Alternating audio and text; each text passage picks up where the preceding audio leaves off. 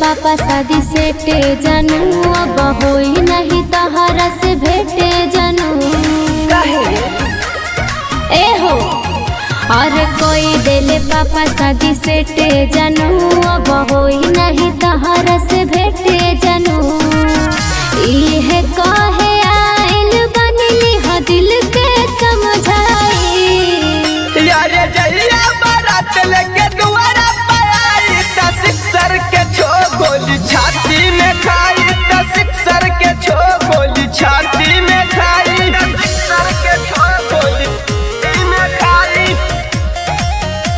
त सिक्सर जहरा music recording studio Sheikhpura Dhanaur.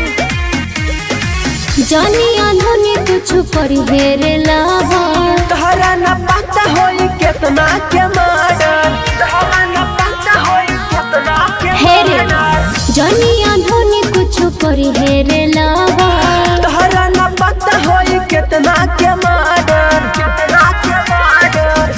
शादी के नाम सुनी कहे जाता माथा पगलाई, यारे जइया बारात लेके दुआरा पे आई त सिक्सर के छो गोली छाती में खाई, त सिक्सर के छो गोली छाती में खाई, त सिक्सर के छो गोली में खाई,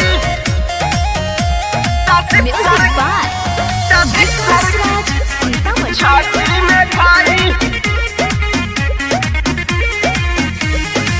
मन नहीं रवि बाकी बनी मजबूर हो, त चल भाग जाए यही जा से दूर हो, चल भाग जाए यही जा से दूर ए हो, हो मन नहीं रवि बाकी बनी मजबूर हो, त चल भाग जाए यही जा से दूर हो, जा से दूर हो। ई कुल हमसे होई ना मम्मी पापा के दिलवा दुखा जाए, यारे जइया बारात लेके दुआरा पे आई त सिक्सर के छो गोली छाती में खाई, त सिक्सर के छो गोली छाती में खाई। जहरा music recording studio Sheikhpura Dhanaur.